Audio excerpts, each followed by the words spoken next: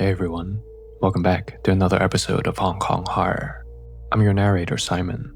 Tonight's episode is another pretty heavy one, related to a deep concept in Cantonese culture called 前世冤孽. If you wronged someone badly in the past life, cheated them, betrayed them, or caused their death, that debt can carry over into the next life. Are any of you familiar with this concept? If not, hopefully you will be more knowledgeable about this after this episode. Alright, so do any of you drive in a major city? Parking is always a nightmare if you don't have a parking spot.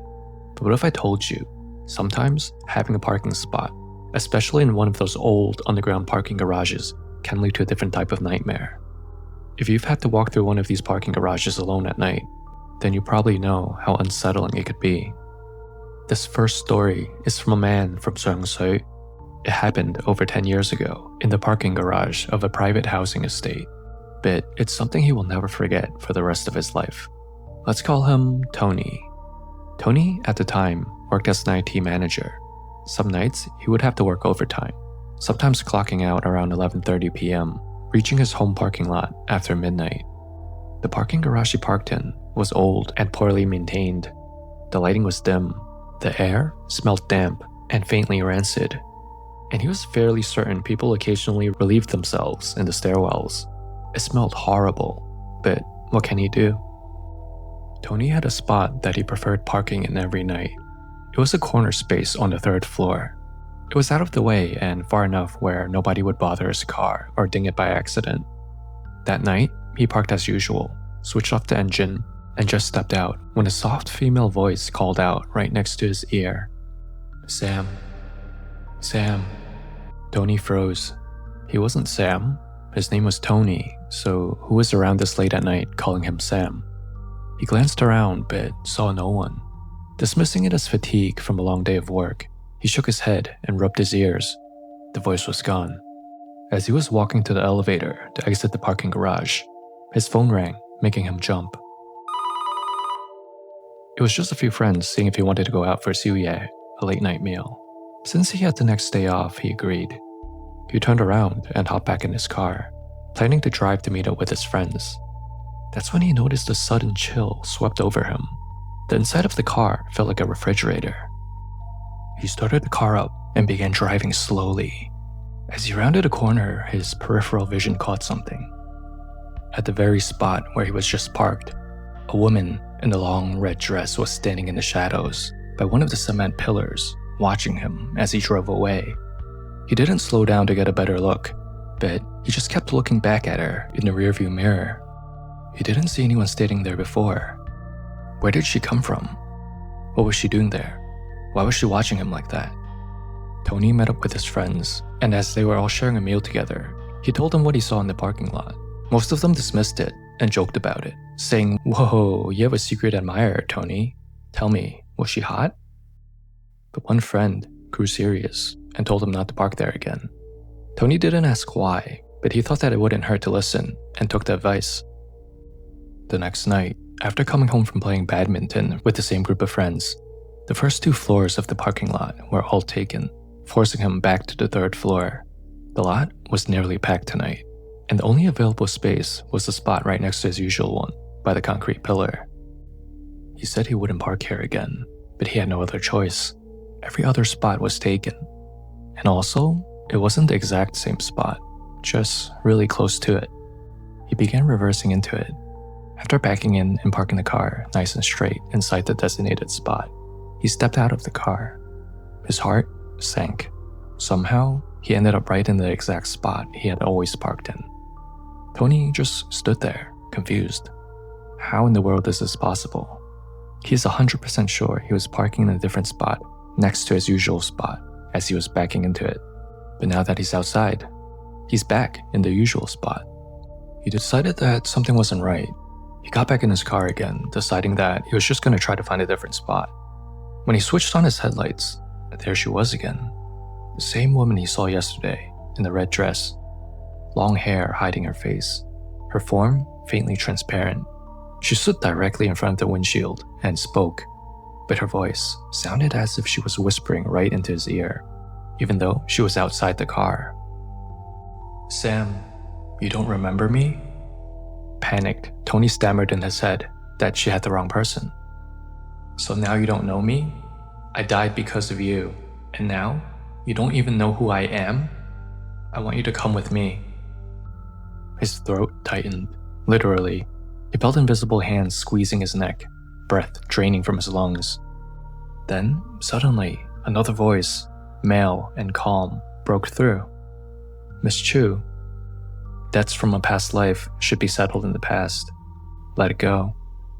The pressure around Tony's neck slowly eased up and vanished. When Tony looked up again, she was gone. A man stood outside his car in a security guard outfit. Tony assumed he was the security guard for this parking lot. He calmly leaned in closer to Tony, who now rolled down the window. "Are you okay, sir?" he asked. Tony sat there, still dazed, catching his breath still. As he slowly nodded to the guard admitted he'd seen the woman too, and that Tony was actually the reincarnation of the man who caused her death decades ago. "This time, you were lucky I was here doing patrol," the man warned. "Next time, maybe not." How did the security guard know all this? Tony had no idea. Perhaps this guard had some kind of gift. Did he change his career from something in the spiritual field? Shaken, Tony later hired a Taoist priest to perform a ritual for this woman, whose surname he was told was Chiu, the same name that the security guard called her by. After this ritual, days later, as Tony was driving along a busy road, dizziness overcame him. The red-dressed woman appeared again on the side of the road, and in that split second, his car drifted into the path of an oncoming truck. Tony swerved out of the way last minute, managing to avoid the oncoming truck, but he crashed into the side of the road into some bushes. The airbag saved him. He escaped with minor injuries, but the message was clear. This was not over. Tony got in contact and brought in a high-ranking Taoist master to perform a full transcendence ritual in the parking lot, hoping that it would help. Chanting echoed through the garage as monks prayed for Miss Chiu to release her grudges from the past life and move toward reincarnation. When it was over, the suffocating weight in Tony's chest lifted. His car was totaled in the accident, so he decided to just start taking public transportation instead, and never replaced it. He never set foot in that parking garage again. As for the mysterious guard who appeared that night to rescue Tony, he never saw him again. He even asked the guard at the entrance of the parking lot, but nobody knew who he was. Whether he was a spirit protector or a friend from a past life, Tony would never know. So, what do you guys think happened to Tony in this parking garage? Was he just tired and seeing and hearing things that weren't actually there? Or was there something more sinister at play here? Let us know what you think in the comments below. Alright, so here's what I think happened in Tony's situation. I believe the spirit, known as Miss Chiu, was someone that Tony wronged in his past life. This is something called yunip in many traditional Chinese and Cantonese folk religion. It's believed that a person's soul is reborn many times. If you wronged someone badly in a past life, cheated them, betrayed them, or caused their death, that debt can carry over into the next life. This is called yunip, literally resentment karma. The wronged soul becomes a vengeful spirit if they die with strong emotions and fail to reincarnate. Instead of moving on, they wait, sometimes for generations, to find your soul again in its new body. When they do, they may haunt or harass you until you acknowledge them. They can cause misfortune or illness to pay back the pain you caused. They can also directly attempt to take your life. From what the mysterious guard told Tony, Miss Chiu died because of him, or rather, because of the man he was in his past life. She called him Sam, so I assume that was his name from his last life. She might have been romantically involved with him, and he betrayed her, leading to her ending her own life. Why do I think this? Because she was seen wearing red clothing, and in Cantonese folklore, female spirits dressed in red are almost always vengeful spirits. It's believed that if a woman wears red when they end their life, they are believed to become really powerful ghosts, because red locks their resentment to the mortal realm. Spirits in red are considered more dangerous because they have the willpower and energy to actively seek revenge. Maybe Miss Chiu might have been promised a marriage, but he abandoned her. ruining her social standing in the time when that could destroy a woman's life. She might have died protecting him or taking the blame for something he did. We won't know for sure, but I strongly believe it is related to one of these. In all of these cases, the emotional intensity, betrayal, humiliation, or unfulfilled love is believed to anchor the spirit in the mortal realm. So why did Miss Chiu refer to Tony as Sam? It's believed in Cantonese culture that the soul has a continuous thread across lifetimes. She doesn't see Tony, she sees the same soul from her lifetime. So she called him by the name he had used in their shared past life, Sam. The human body changes every lifetime, but the Ling One, spirit soul, carries an energetic imprint that remains consistent across reincarnations. A ghost tied to someone through karmic debt doesn't see the current you. They sense the soul's signature, and that's what triggers recognition. So to Miss Chiu, Tony wasn't Tony, he was still Sam, the man from her own lifetime, regardless of his current body and name. Humans almost never remember their past lives consciously, but spirits can remember everything. That's why Tony was so confused. He had no memory of ever being Sam or knowing Miss Chiu. So another question, who was this mysterious security guard that saved Tony? If he was a real security guard, then he should have been easy to track down, but Tony couldn't find him again. This leads me to believe that he wasn't an ordinary human. In folk interpretation, this sudden vanishing means this helper came from elsewhere, intervened for a single purpose, and left when the job was done. He may have been a wandering benevolent spirit. Not all ghosts are malicious. Some are known to act as protectors. These are often spirits of people who in life had strong protective instincts. Such spirits may still patrol familiar places and step in to prevent a death that isn't fated to happen. This is one possibility. Another possibility is that he is a karmic acquaintance from a past life. The man's knowledge of Tony's connection to Miss Chiu and his use of specific language about past life debts could mean he wasn't tied to the parking lot at all. He could be a spirit ally from Tony's own soul history, someone who owed Tony a favor in a previous life and repaid it by saving him here in this life. Cantonese belief allows for cross-life relationships where karmic allies and enemies meet again over multiple reincarnations. Alright, now, let us move on to our second story, which also takes place in a parking garage in Hong Kong, similar to the one that Tony parked in. Let's call this next man Sonny. Sonny worked in finance. Long hours and late nights were normal for him, so staying behind after everyone else had gone home never felt strange. On this particular night though, something was different. This incident happened during Ghost Festival. The streets outside were alive with flickers of orange light and the smell of smoke as people burned offerings for the dead along the curb. Ash drifted, swirling around his legs as he crossed the road toward the factory building where his car was parked. The garage was one level below ground. He took the elevator, the same one he had always used. The doors slid open with a metallic groan, revealing an empty cabin. He stepped inside, pressed the button for the car park, and leaned against the wall like he'd done 1,000 times before. The ride should have been over in seconds, but halfway down, the elevator suddenly started shaking violently and stopped dead. The display showed it was stuck between floors. Sonny jabbed the door open button a couple of times to see if that would get it working again. Nothing. He then pushed the emergency call button, and the speakers crackled to life. But there was no voice on the other side, just static. He pulled out his phone to see if he could call someone. No signal. And that's when he heard it. A woman's voice.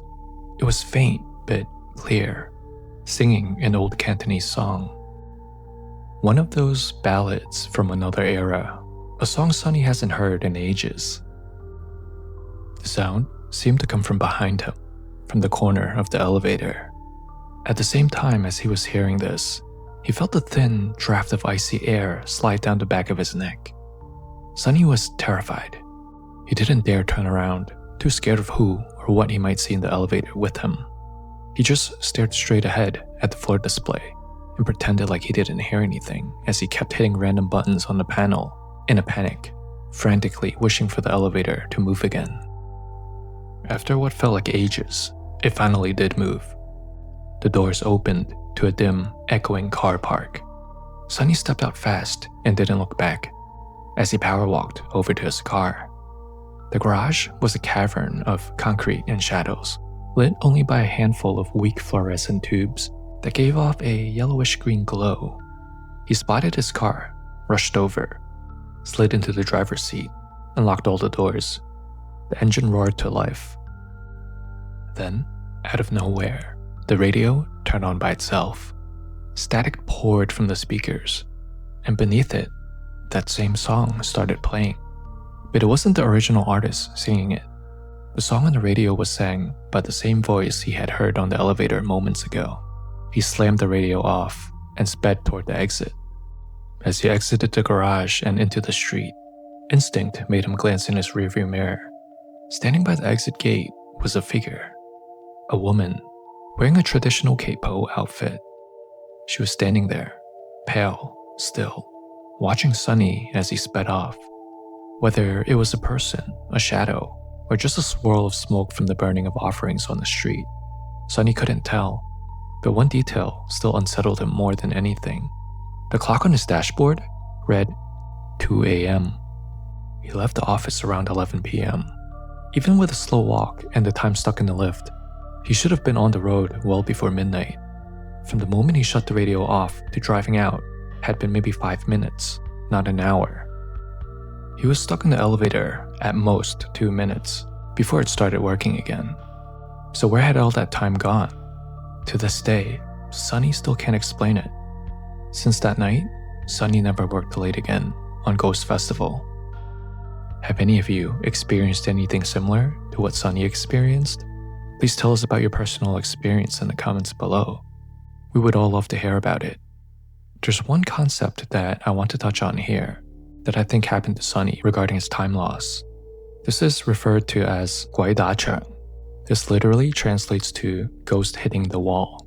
This is when a spirit confuses or traps a person in a kind of time loop or altered space, so they lose track of reality. Many Hong Kong stories claim that when you snap out of it, you find much more time has passed than you remember. And with that, concludes our episode for this week. Thank you so much, Hong Kong horror fans, for joining us tonight and making it all the way to this point in the video. I really appreciate all of your support. Please remember to like, comment, and subscribe. I look forward to speaking with you again next week.